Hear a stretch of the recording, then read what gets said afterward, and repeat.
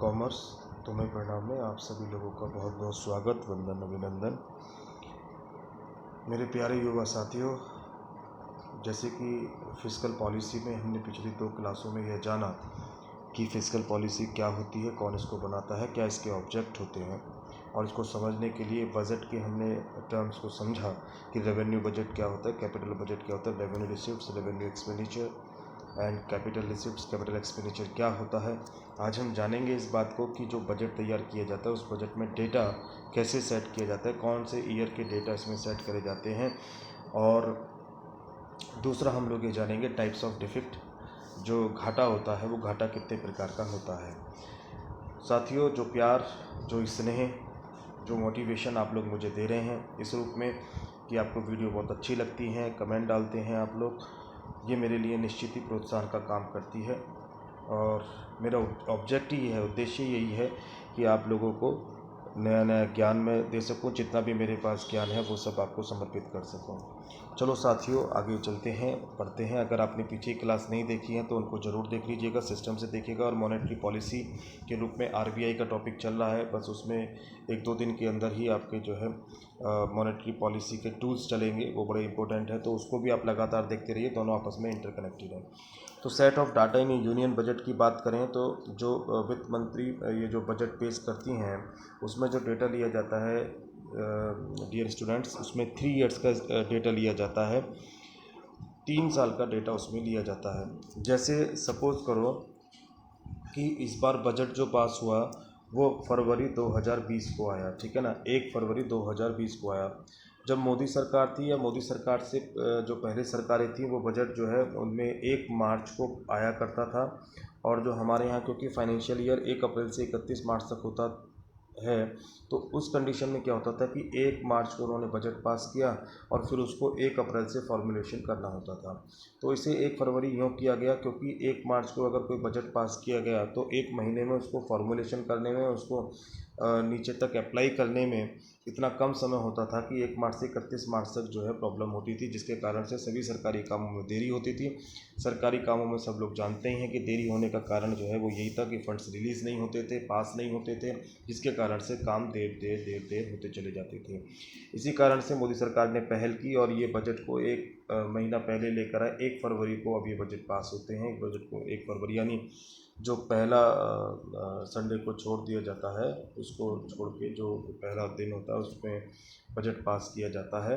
तो उसमें क्या होता है कि फरवरी को बजट पास किया गया, ठीक है। अब क्योंकि आप लोग जानते हैं कि बजट जो होता है वो नेक्स्ट ईयर का होता है, बजट का मतलब भी फ्यूचरिस्टिक होता है, फ्यूचर की एनालिसिस को, फ्यूचर की योजनाओं को हम लोग लेकर आते हैं कि क्या करेंगे, कैसे करेंगे, उसके लिए पैसों की अरेंजमेंट करना, कहाँ से आएगा, कहाँ जाएगा, उसको हम लोग बजट कहते हैं। ये पीछे हम लोगों ने पढ़ लिया। तो फरवरी 2020 में हमने बजट पास किया 2021-22 के लिए, ओके। चलिए, अच्छी बात है। तो इसका मतलब क्या हुआ कि बजट में जो डेटा दिया जा रहा है अगले साल का जो एस्टिमेशन लगाया जा रहा है वो कहलाता है बजट एस्टिमेट्स। यानी कि फरवरी 2020 में हम लोग खड़े हैं और 2020-21 का हम लोग एस्टिमेशन कर रहे हैं, तो उस डेटा को हम लोग लेकर चलेंगे, उसे बोलेंगे बजट एस्टिमेट। जिस ईयर में हम लोग खड़े हैं फरवरी 2020, ये साल अभी तक पूरा नहीं हो पाया क्योंकि ये कब पूरा होगा, 31 मार्च को।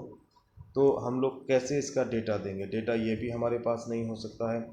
तो 31 मार्च 2020 तक जो संभावना है पूरा होने की, यानी 1 फरवरी तक के तो डेटा हमारे पास होंगे इस साल के, और 1 फरवरी से लेकर 31 मार्च तक 2 महीने पहले जो हम लोग बजट पास कर रहे, तो 2 महीने का तो डेटा है नहीं। विपक्ष हमसे पूछेगा, विपक्ष सवाल पूछता होगा क्या हुआ, कैसे हुआ, इस साल का क्या रहा।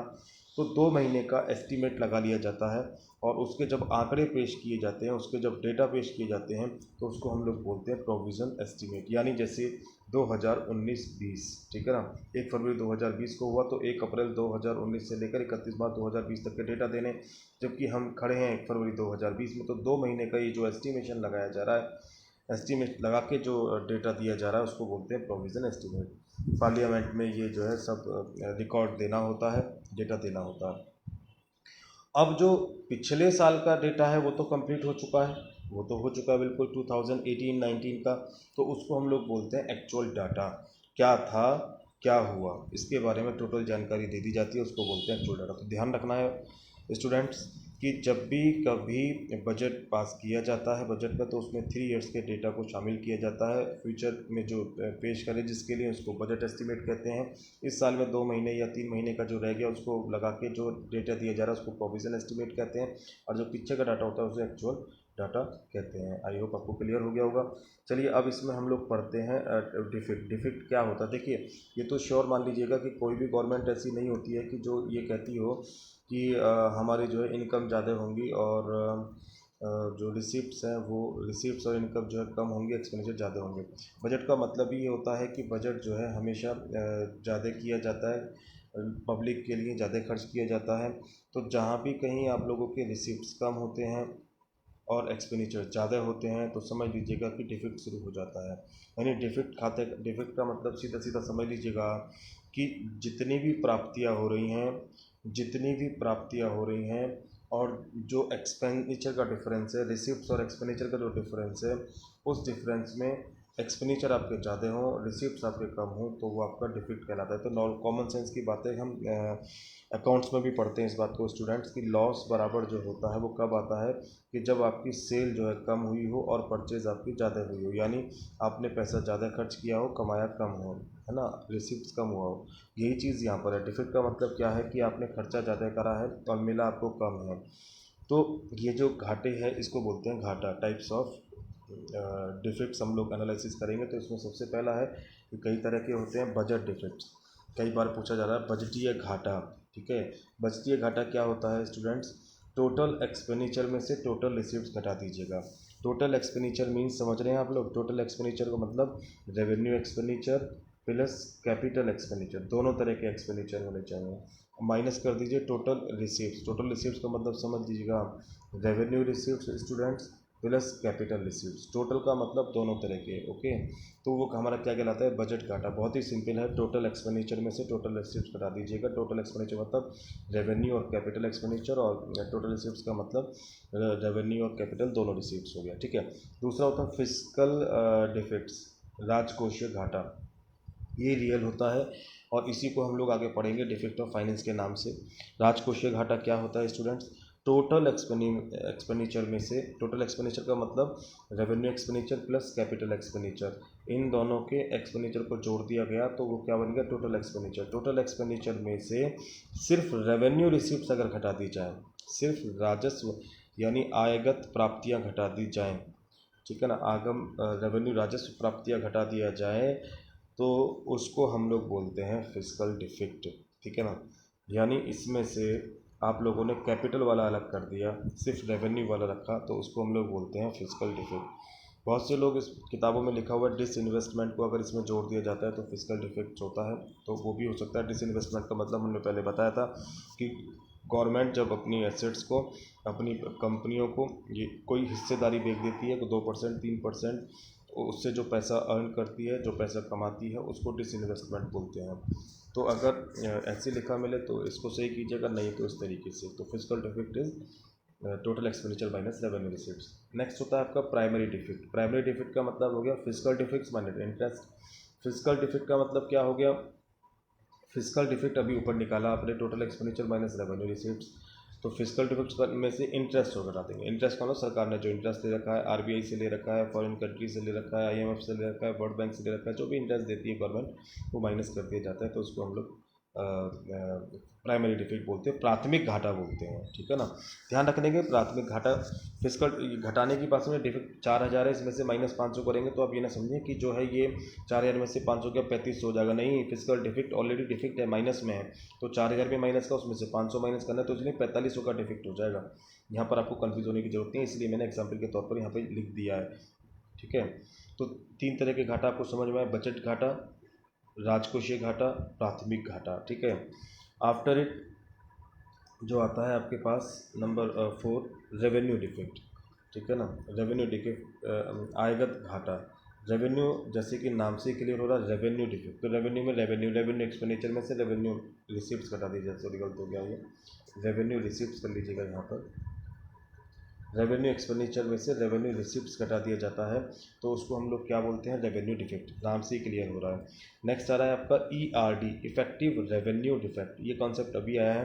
तो रेवेन्यू डिफेक्ट में से ऊपर रेवेन्यू डिफेक्ट यहाँ से आ गया।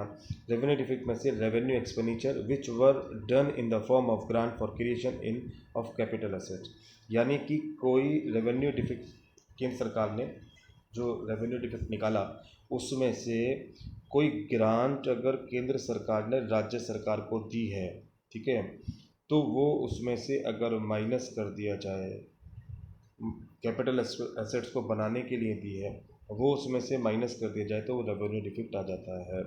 जैसे सेंट्रल गवर्नमेंट ने ग्रांट दी स्टेट गवर्नमेंट को रोड बनाने के लिए, मैंने एग्जांपल के तौर पे लिखा है, ठीक है। अब ग्रांट दी, तो अब कायदे में क्या होना चाहिए, गवर्नमेंट ने कहा कि सड़क बना लेना या किसी और चीज़ के काम में ले लेना, स्टेट गवर्नमेंट ने वहाँ पर सड़क बना ली। अब सड़क बनाने के बाद क्या काम करा कि उसको जो है टोल टैक्स जो लिया जाता है वो सेंट्रल गवर्नमेंट को नहीं दिया जाता, वो स्टेट गवर्नमेंट ही अपने पास रख लेती है।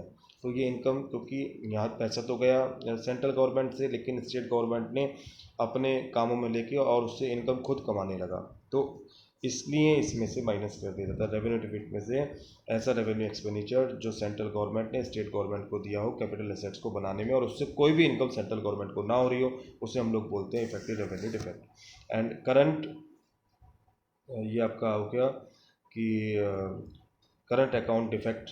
करंट अकाउंट डिफेक्ट सीधा सीधा सा होता है इंपोर्ट माइनस एक्सपोर्ट। इंपोर्ट में से एक्सपोर्ट बढ़ा देते हैं तो हमारा करंट अकाउंट डिफेक्ट आ जाता है, ठीक है ना। चालू खाता घाटा, तो सीधा सीधा सा इंपोर्ट अगर हमारे ज़्यादा है, हम ज़्यादा आयात करते हैं, निर्यात कम करते हैं, तो घाटा होगा ही होगा।